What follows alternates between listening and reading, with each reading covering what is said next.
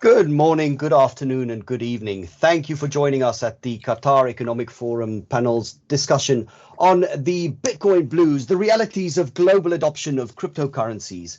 I'm Eddie van der Walt from Bloomberg News Markets Live team and a long-term enthusiast for cryptocurrencies, though I have to admit I've been proven wrong several times by just how big this space has become. Joining us today, Henri Arslanian from PwC's crypto lead and adjunct professor at the University of Hong Kong, Nick Cary, the co-founder and president of blockchain.com, Stefanie Holtze-Jen, chief currency strategist at DWS, Akshay Chopra from Visa, Navin Gupta from Ripple, and Adam Reynolds from Saxo Markets. With so much talent, this is promising to be a lively discussion. I promise to stay out of the way as much as possible and get our guests to speak their minds. And with that in mind, I come to you first, Nick. Nick, tell me, what is the blockchain killer app? Thank you for inviting me today into Bloomberg and to Qatar for being generous hosts as usual. So my name is Cary. I'm the co-founder of blockchain.com. We're the world's most widely adopted digital currency wallet. We help people all over the place send, receive, secure, trade, and exchange digital forms of wealth. I'm also the author of The Future is Decentralized and chairman of skyslimit.org. So for about 10 years, people have been asking this question, and it's a really important one. What is the killer app for this technology? And I still think it's pretty simple. The killer app is just a better form of money. Money is the oldest social construct we have, and it's older than written word. And it's broadly best to understand it as a collection of systems that allow us to exchange and trade wealth. So the last 18 months have clearly been one of the most complicated, challenging, and disruptive eras that we have in memory. And in a lot of ways, the pandemic has just accelerated trends. We've accelerated trends to digital, and it's pretty clear that the internet will be the largest contributor globally to GDP by 2030. So as the largest coordination system for human activity, it makes sense that the internet also have a digitally native financial system to coordinate the exchange of wealth. And cryptocurrencies and digital currency fabrics have broadly been trying to achieve that goal by wrapping the planet in an economic capability to send, receive, secure, trade, and exchange wealth. So the killer app is a better form of money that makes everybody start from the same playing field, regardless of the circumstances of their birth. And we're getting there. We have a lot of work to do still, but in 10 years, the progress has been astonishing. So there's now more opportunities, more job opportunities, more investment opportunities, and then than ever before in this industry. And it's very timely to be discussing it with my fellow panelists today. So thank you for your time, and I'm excited to contribute to this discussion. Wow, that's some thought-provoking stuff. Navin, I want to come to you next. I'm curious about this idea of cryptocurrencies as money or cryptocurrencies as a disruptor of traditional finance. Where do you see that cryptocurrencies fit in today and down the line, 5 years from now and 10 years from now? Are we really talking about DeFi? Are we talking about NFTs, or are we talking about full adoption as a currency, as money? So I think the easiest way to think about digital asset would be, you can think about it as containerization, right? So a container helps move goods from point A to point B. You can think of internet protocols as containers that moved information from point A to point B, and cryptocurrencies exactly do the same thing for value. And like we have the internet, which carries the information, but underlying, there needs to be a container for value. And that's what digital assets are. So to respond to your earlier question, to my mind, payments is the killer app, right? And if I'm very specific, it would be cross-border payments, because the friction is extremely high for people when they move money, goods or services cross-border. And then second would be micropayments. Today, micropayments aren't possible because above a certain point, the traditional system is not able to carry value from point A to point B. It costs a minimum amount, whatever that would be. But if financial inclusion needs to happen, we need to lower the cost by 100 of the current cost structure. So so to my mind, of course, it will disrupt in some way, but also it will be complementary to the current system. So the current system would still be the KYC, would be the AML, would be the last mile connectivity in some way. And then the containerization would mean that value will move exactly the way it works in ports. So there will be a domestic system which will take things to the port, and after that, there will be big ships that will carry from one place to another. and digital assets or cryptocurrencies will be one of them. Right, Stefanie, I think that was some really interesting points that was made just there, the containerization of value and of payments. But I think this is traditionally been the domain of the of the sovereign and of the central bank. And the central bankers, I struggle to remember a single time in history when a sovereign has said, I'm going to let somebody else print money, the dominant form of money in my jurisdiction. Are the central banks going to give up without a fight here? They won't give up without a fight, Eddie. Absolutely not. And I can see, we can all see in daily commentary, as almost a concerted effort now that they are getting closer to launching central bank digital currencies, that they want to make sure they give a heads up and a warning that regulation is there to come and that they won't just stand by and watch. It's actually quite puzzling that this has been happening for quite some time already, but I guess there had been some catch up to do. And what exactly is a central bank digital currency? Well, the central bank digital currency is the centralized version of a cryptocurrency. Right. So it is as much a digital currency as the decentralized ones, but it will have the central bank backing it with its balance sheet. Right. And it will obviously, because we had a question before discussed amongst ourselves, I would like to address right away. It will have all the benefits that some of the wholesale market is looking for in the decentralized cryptocurrency space, such as very cheap cross-border transaction cost and things like that. It will be something that wholesale adoption will be much easier when central banks are launching CBDCs. Akshay, this sounds to me like something that potentially is interesting for your space, because if we see that sort of adoption here, and we see central banks, allowing payments between individuals via a currency, is that a threat or is that an opportunity for you at Visa? I think it's absolutely an opportunity, and there's two ways we look at it, right? So firstly, we're still not at the place where you can go into a coffee shop and buy a coffee with a Bitcoin or Ethereum or even a stable coin at this point, and definitely not in most cases a central bank digital currency. And we want to firstly change that. So with 50 of the largest crypto exchanges and wallets, Visa has a relationship where they actually issue Visa credentials, a card, a digital credential, which allows that transaction to happen. So if I hold Ethereum on Coinbase, for example, I don't need to hold any fiat dollars in my account. I have a Visa card with which I can go into a coffee shop, pay for it, and the coffee shop gets paid for it in a fiat currency. I get paid deducted in Ethereum and so on. And if they want to actually, the exchange wants to even settle with us in stablecoin, keep completely off of fiat, we've been able to enable that as well. So if we recently announced the world's first live settlement transaction with a payment network happening with crypto.com. So that's one aspect, right? The payments and making sure that this adoption happens, and immediately all those people are able to use their crypto assets at 60 million Visa merchants globally. The second aspect of it is, there's the new currencies and new systems actually coming into the fold, like stablecoin, like the central bank digital currency soon. So we're actually upgrading our infrastructure through the pilot that I mentioned and through many other collaborations. We're releasing a number of crypto APIs as well that actually have the entire financial industry be able to authorize, clear, settle, transact in stablecoin and cryptocurrencies as well. Okay.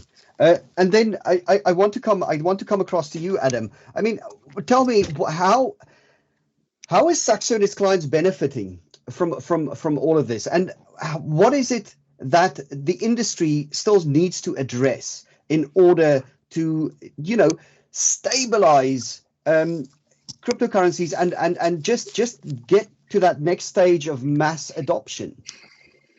Yeah, it's a good question, but I'd love to answer your earlier question first and come back. Go, please. Because actually, I don't think that the payments is necessarily the killer app.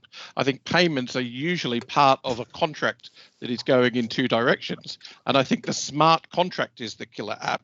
And I think that's where the future is for the cryptocurrency world. So you've got value changing hands with the cryptocurrency, but you've also got a contract that is embedded in there, which may be a contract for trade finance, it may be a contract for a security, or it may be a contract for an NFT. So I think the broader view of it is payment for something, and the smart contract is really the killer app for the crypto going forward. And that's why I don't actually think that central bank digital currencies are going to be much of a threat for that, because I don't see people building their smart contract business cases on top of a European central bank controlled centralized currency. I think people would prefer to build it on top of something like an Ethereum or a Cardano, or something which is being developed separately from the government. From the point of view of Saxo introducing more trading of crypto onto our platforms, a natural thing. We've got a huge number of ETNs that our clients have already invested in. Europe's got lots of different exchange traded notes that link to cryptocurrencies. We've got 40 or more of them on the platform already, and we've got huge amounts of money flowing into them all the time. So we thought that putting on something that traded sort of 24 hours a day was a good way to do it. So it trades like a foreign exchange currency, and we'll be looking to expand that. And that's created a huge amount of interest from our existing clients, but also new clients coming to us, because there's a much higher degree of trust, I guess, with an organization like Saxo than with many of the other exchanges that are entirely unregulated. I want to come to you in a minute, Henri. I want to bring this idea of DeFi versus money, but I just want to bring Stefanie in there, because I think we've specifically addressed her topic. So tell me, what is your response? Do you see central bank digital currencies serving as a platform for smart contracts? Most probably. Difficult to say. Most probably not, just as Adam was outlining. Yeah, okay. And of course, what we see right now, you can see there's a timing race going on. So most of the, I think it's 1/5 of the central banks, central banks that cover 1/5 of the population of the earth, they were saying that in the next 3 years they want to launch their CBDC, and another 20% or so they see this as a possibility too. But so we have about 3, and Madame Lagarde at the ECB, she said we will have the digital euro at the mid of the century. So you see, we have about 3 to 4 years to catch up on, and this is where the race has already started, and most probably this is where the problem also comes in terms of being able to disrupt. As Adam just outlined, we have lots of sell-side participants now that start to act in different ways. Either they are platforms, they're custodians, they provide trading capabilities, thought leadership, research, and of course they are helping the decentralized cryptocurrency space to flourish and be adopted more widely at this moment in time. So the CBDC space needs to catch up to be able to disrupt meaningfully, absolutely.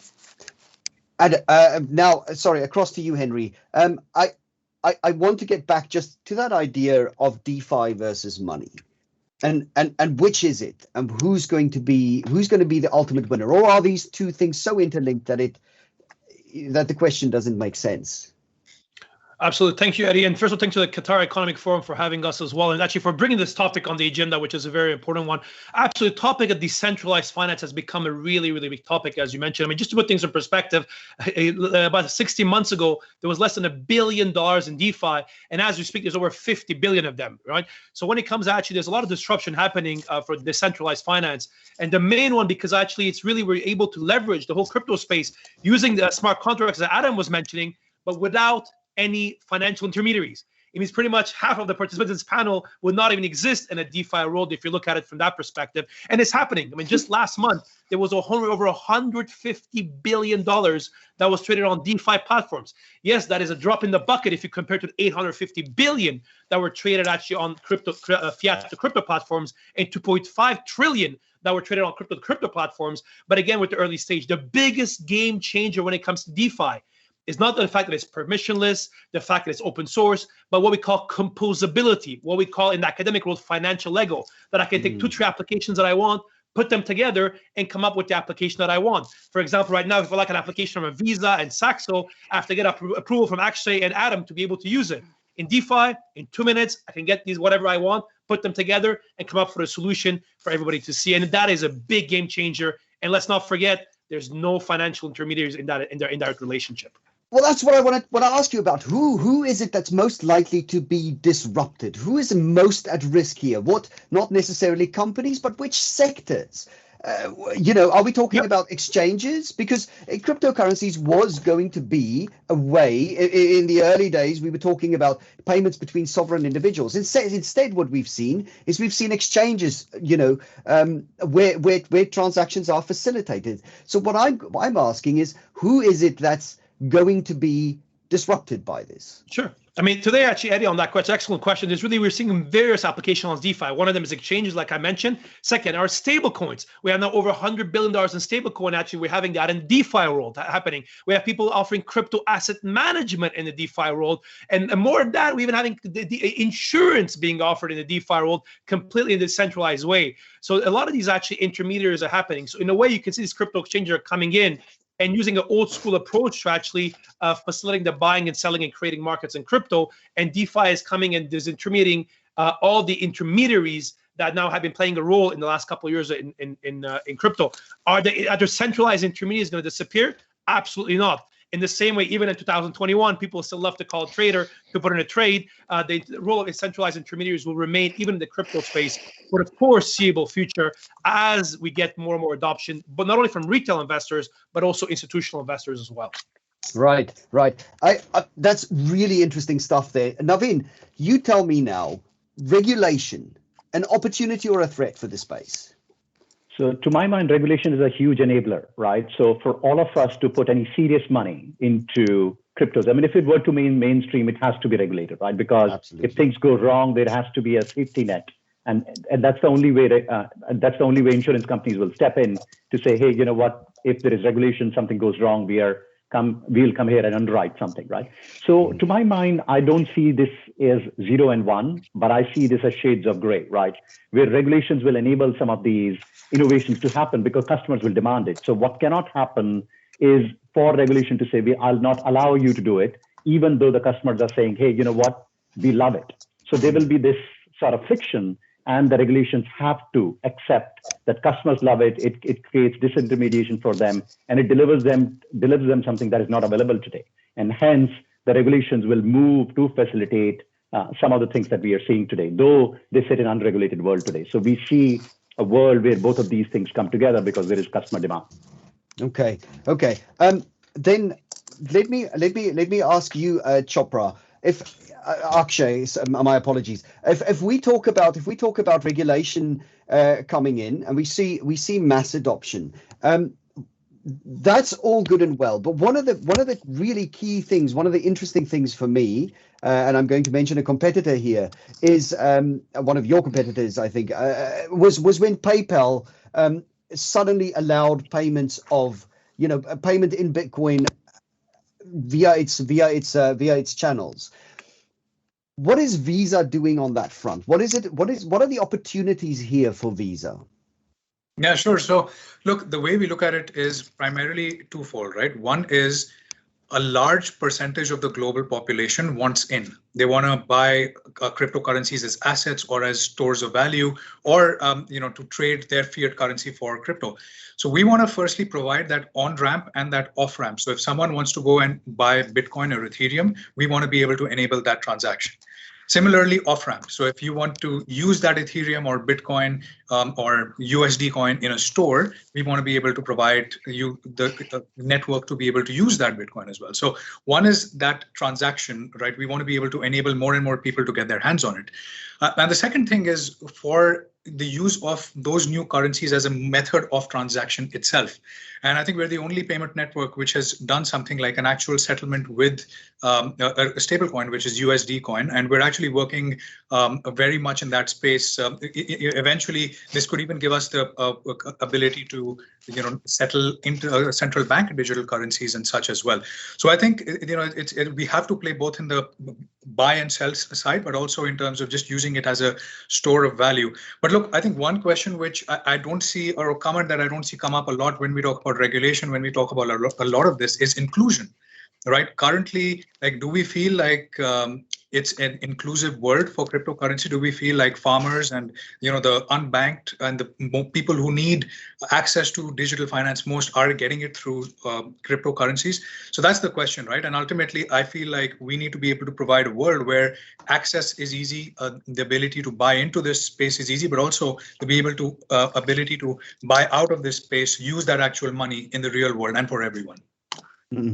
Akshay makes a good point there. I mean, the last thing I want to do in my daily life is think about my transactions. I don't think about payment. I think about the things that I have to pay for and the things that I want to pay for, but I don't want to think about the things that, the method of payment.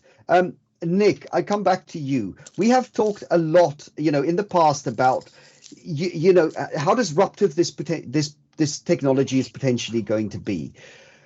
But that ease of use is critical, isn't it? And are we there yet with the payments on cryptocurrencies? Have we got past of some of those early problems of the pace of transactions not being fast enough, and having to introduce intermediaries really via the crypto exchanges? What?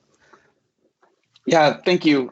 It's a major user design and user experience challenge. I think the most difficult one still is probably address schemas.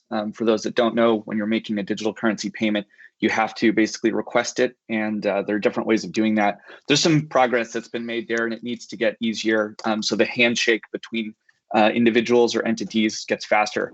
But I do think that will happen, just like we changed the way website addresses work. We'll do a better job with crypto addresses too.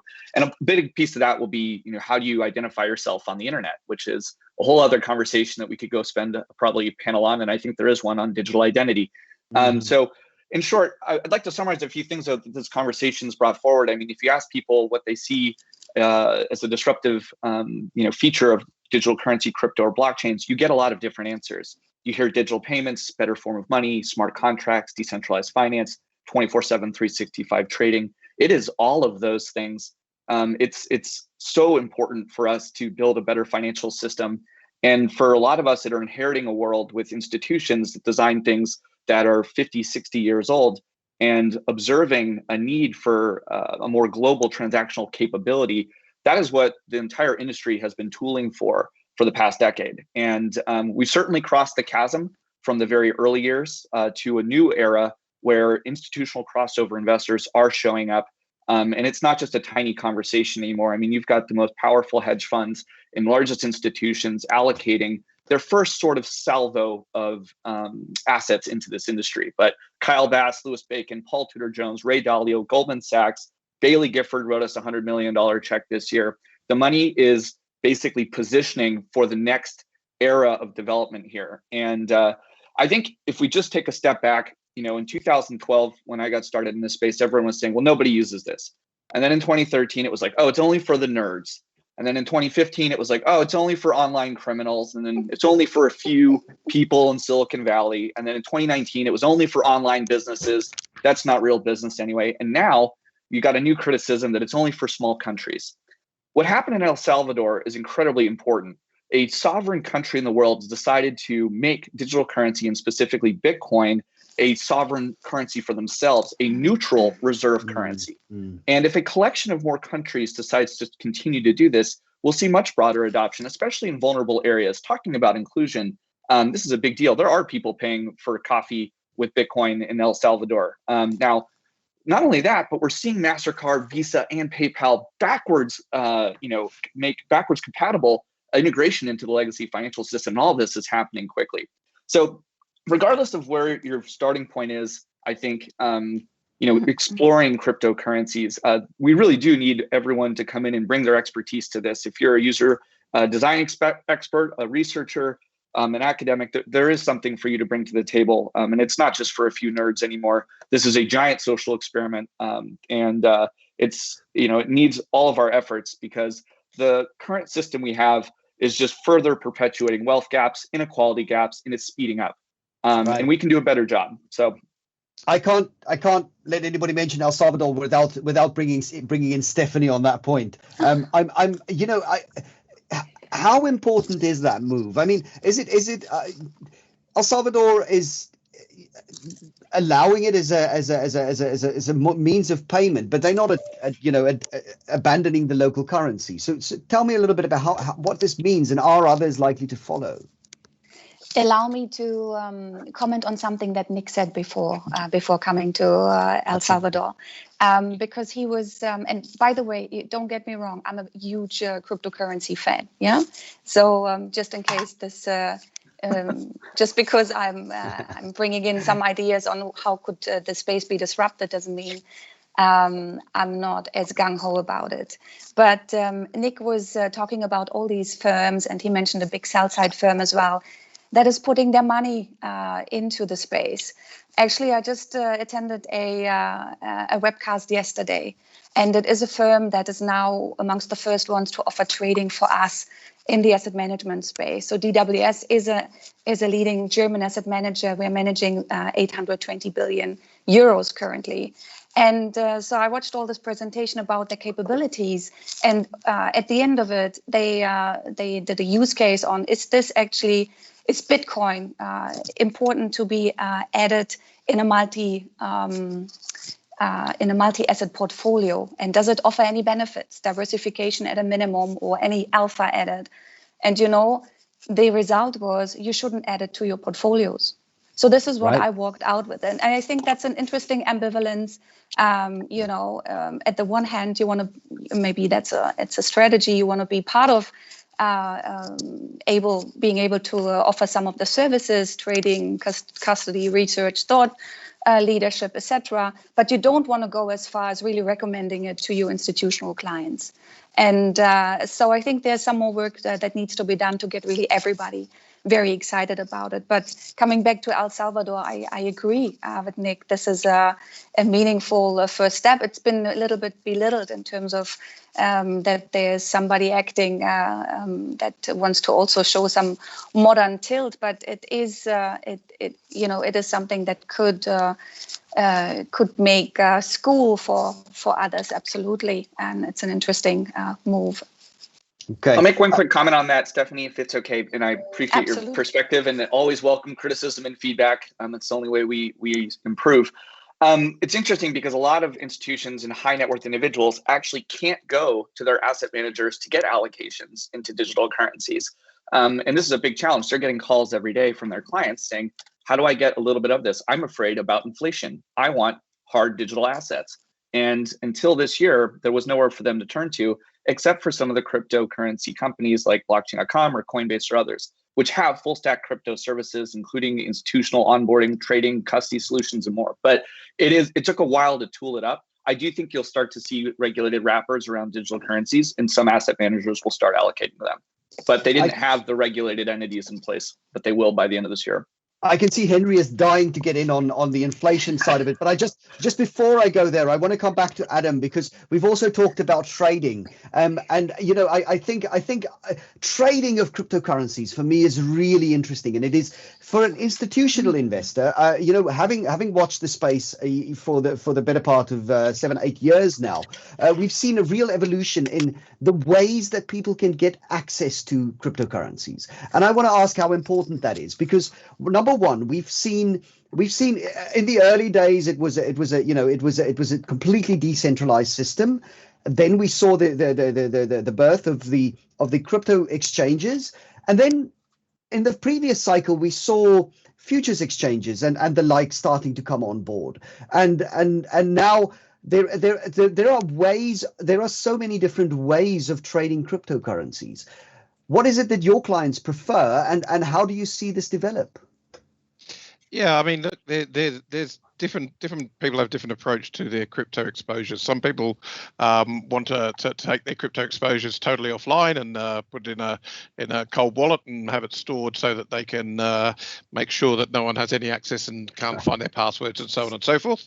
And that's great, but it's when you want to sell them, it's a bit of a pain in the neck to get them back online and get them into an exchange and get them sold. So, I think that there's also a benefit from people being able to use the more active cryptocurrency market to trade in general, whilst they keep a store of those ones that they want to have offline. Out of reach. So that's where we're seeing a lot of people using our platform trading.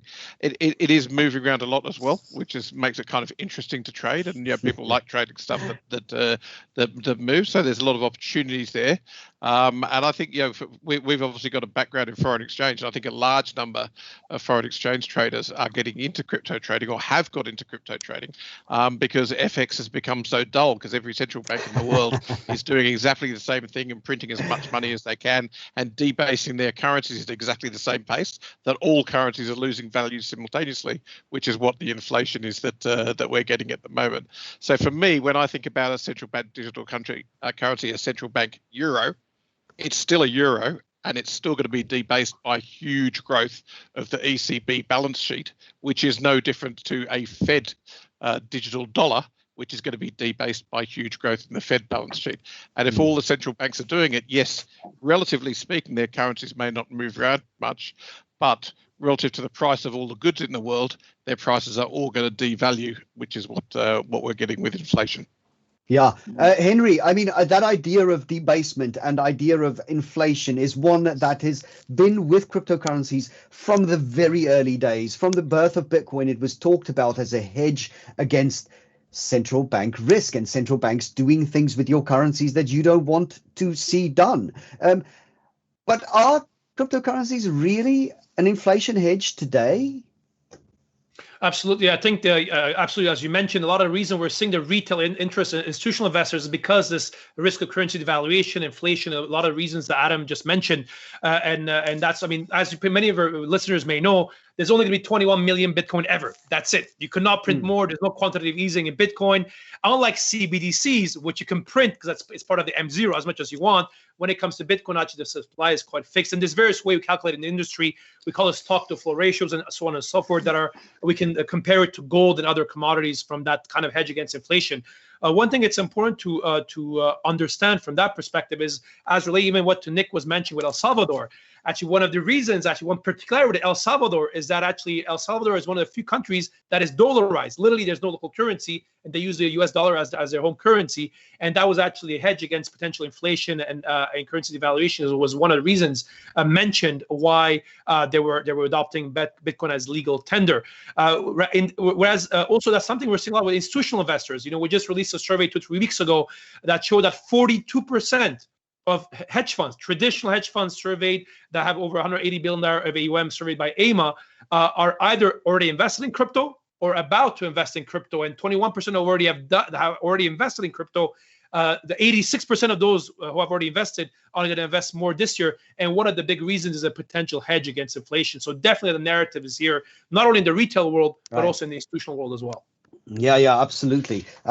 I think, Stefanie, I'm going to bring you back in there because everybody is really interested by this idea of the central bank digital currency. And so tell me this one thing. What is it that a central bank digital currency does that I cannot presently do? Because as I said to you before, I haven't touched cash since before the first lockdown started. All of my payments are done probably with Visa or somebody else, right? I send my money to whoever I want to, and I don't think about it. So what is it that the central bank gets out of it and gives people? There are a few things that the central bank gives to people, and something that was mentioned that Visa is interested in providing as well, which is financial inclusion. So that is one of the main drivers for central banks as well, to make sure you can reach everybody in the remotest part of your country, especially in times of crisis, if you wanted to provide some fiscal stimulus as well. So at that point, it becomes, it can also become a monetary policy tool, but it's also a helpful helicopter money distributor going forward. And on top of that, it gives a lot of benefits that the cryptocurrency world already is offering. So I think you will get more, because what is missing for for some that are looking at cryptocurrencies right now is the stability. And we talk about inflation hedge, and I totally get the picture. El Salvador, we have the same closer to our doorsteps here with Turkey. We have a huge debasement of the currency with the mismanaged central bank situation, and you see this fleeing into cryptocurrency space, and it's ultimately getting regulated because of that, by the way. So I get that point, but in terms of really treating it as a store of value, the amount of volatility is hindering. And when central bank digital currencies will come into the play, I would also think that it's one way of mass adoption as well, because it's almost a forced digital currency pocket for everybody out there, and people will get really used and accustomed to using digital currencies with all their additional benefits. And it just is that next level that will be presented. It doesn't mean that Bitcoin or other cryptocurrencies will go out of space, but they will get a narrower framework to operate in. And the wholesale market for sure has an ability to choose as to what kind of aspects they value more. And I mentioned that webcast I was attending yesterday. They were going through great lengths to explain the potential drawdowns you can have. They even went back into their statistics to compare to the tulip era, and were illustrating how vicious, the cryptocurrency space can behave. So it's definitely something that would scare some of the more traditional investors that we have in our portfolio. And, right. When we talk about that wholesale market and the cross-border market, it would be completely remiss of me not to ask Navin, how exactly that space is going to develop going forward, because I think this is exactly where Ripple wants to be positioned. Is that correct? Yeah, absolutely. So for us, we are making cross-border payments simpler. They need to be cheaper. On an average, it costs 7% of the principal is taken away when a $200 transaction moves from point A to point B. And if we truly want internet to be successful, like we talked about, it to be the global force in terms of globalization, then it needs a money system which is at a fraction of this cost. And that's what we are building. And the way I think about it would be, we are building it with existing traditional financial institutions. So let's take an example. DBS, relatively conservative bank in Singapore, they are now operating a digital asset or a cryptocurrency exchange, selling Bitcoin, Ethereum, and XRP to its customers, right? So here's a traditional company which essentially uses its ability to do AML, KYC on Singaporean citizens and then be able to provide them an off-ramp, right? On-ramp and off-ramp, right? And you look at it, I think some of the digital asset exchanges at some point will get banking license. So they will say, hey, you know what? I'm doing this business in my country and I'm following all the AML and KYC procedures. I can just become a bank and then I can move money from point A to point B. So to our minds, these two will come together, and hence we as Ripple, we work with regulated financial institutions because that will have the trust. They already have the last mile connectivity. They already have the AML, KYC systems that are must required if this was to go mainstream. So from our point of view, there is no 0 and 1. It's not one versus another, but at some point it'll all come together. And the question that you asked, the companies that are going to move faster are going to be the one who win, and those who don't will get wiped out. I mean, so essentially it's the same thing that happened in the internet world. That's absolutely fascinating. It is anybody who sends money overseas knows exactly how frustrating an experience this can be, and anybody who can make this easier, in terms of payments, I think that's phenomenal. Tell me something though, Akshay. One statistic that blew my mind over the last couple of days was we had a government study from the UK's FCA saying that roughly 2.3 million British adults, 2.3 million, have ownership of Bitcoin or some other cryptocurrency. That's out of a population of about 66 million, right? So it's a small percentage, but it is a substantial percentage, and it is a bigger percentage than I expected. Are we all just playing catch up at the moment? Are we still talking about mass adoption when mass adoption is already taking place in front of our eyes? Yeah, I'm not at all surprised by that statistic, actually. If I look at my region, Central Eastern Europe, Middle East and Africa, 5 of the 10 top markets globally by adoption are from this region, and anywhere between 8 to 15% official estimates of crypto adoption in some of these markets as well. So I don't think it's at all surprising, and I do think it's getting increasingly mainstream, and we've seen a really steep curve in terms of crypto ownership in the last 1 year. Now, here's the thing, whether we talk about crypto assets like Bitcoin or whether we talk about CBDCs or what have you, I firmly believe that we need a financial system, we need a currency system that is transparent, interoperable, and extremely secure. Right? Okay. The central bank digital currencies have some fantastic ability to do this, some of the other cryptos as well. Now, ultimately, that should be the goal for us. And I really like the way Navin put it, because a lot of the rhetoric you see out there when it comes to crypto is very adversarial. It's very, oh, we will show them, who's right, or we will prove this thesis wrong. It shouldn't be like that. We all inhabit the same world, the same financial system. Hopefully, for all of us, it all comes down to economic value added. That's the source of global growth, and we need to be able to make that movement of economic value added more efficient. So I actually fully agree with the way most of you are looking at it, because I think there's room for all of these players to be interoperable, to be driven by standards, trust, security, and things like that. And ultimately, that's, I think, the world we're heading to. It's not going to be a replacement. It's not only are those people, as Navin mentioned, who are faster, but also those who recognize the value of interoperability, the value of bringing the entire system to its next level of evolution, as opposed to just having one niche in that system become more successful than the others. So I see it as a systemic evolution that all of us need to make. And yes, the statistics you mentioned are very much in line with that. It is becoming more and more mainstream. Henri, one thing I want to know from you is we've talked a lot about where companies are going to be positioned for this. I also want to talk about countries and regions. And we're in Qatar, or Qatar is hosting us today. I'm curious, who do you think are the thought leaders on a national basis? Sure, absolutely. I think there's a lot of, like any other new technology, there's some countries that made this a priority versus others, right? I would say that if I look at a global perspective, definitely Asia is the region to watch over the next couple of months. And three things that have been driving this. One of them is when it comes to central bank digital currency. We've talked today, when you looked at that wholesale CBDC, which is between a central bank and member banks, by far the most advanced activity right now is what's happening between Hong Kong, Thailand, People's Bank of China, and also in Singapore with a new project that they launched as well. That is by far one of the most advanced. When it comes to retail CBDC though, which is really central bank money that you can hold. Eddie, before you're asking, you don't use you can use your apps and you don't touch cash money anymore. The big difference is all of us, everybody listening to this session today, in our lifetime, we will have a third form of central bank money, kind of digital banknotes that we'll be able to hold, which is a big innovation. And real there, when you look at the topic, without any doubt, the activity is happening in China. To put things in perspective, the Bank of England launched its first consultation on this topic in March 2020. The PBOC has been looking at this since 2014.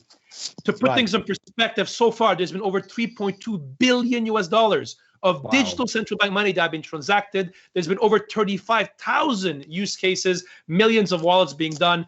So China is easily 5 to 6 years ahead of the rest of the world. Now, when it comes to the Middle East, Qatar, for example, this really gives a very good idea of where the future of its money is going right now. If you're a country today, you're a regulator, a policymaker, you want to know what the future of money is, it's not in New York, it's not in Silicon Valley, it's not in London, it's definitely in Asia. You need to have an eye on. The future of money is in Asia. Adam, would you agree with that? I couldn't agree more. I think all that's happening in China with the central bank digital currency is built on top of the infrastructure that was built over the last 5 to 10 years by Alipay and WeChat Pay from Tencent and Alibaba, which is a fantastic infrastructure. It's coming across the rest of Asia as well. So we use it in Malaysia and Singapore with different affiliates and stuff. And that whole payment system it's just brilliant. It's so easy to use. It's ubiquitous amongst all the merchants, and it's digital money. It's basically there. So I do think that Asia is a long way ahead of parts of Europe, where Europe really hasn't got that concept of digital money in a lot of countries. They do in Denmark. When I go to Denmark, which is obviously where Saxo is based, they're fantastic. They're really, really good. And I never, ever get Danish kroner when I go there cash. Everything I pay for with my iPhone. But it seems that other parts of Europe are not at that same level yet. This has been such an interesting discussion, and honestly, I cannot believe that we've gone through our 45 minutes that quickly. I could talk probably to each of you for another 45 minutes. Thank you for our guests for joining us, Henri, Nick, Navin, Adam, Akshay, and Stefanie. Thank you very much for being with us today. And I'd also like to say thank you to the viewers and the listeners from across the world who's been with us today to just hear these big topics. And I'm sure that our guests will be happy to hear from you if you would like to look them up and reach out to them. But most of all, thank you for Qatar for setting this all of us up and bringing us all together. I look forward to hearing from everybody. Thanks very much. Much appreciated. Cheers. Bye. Bye.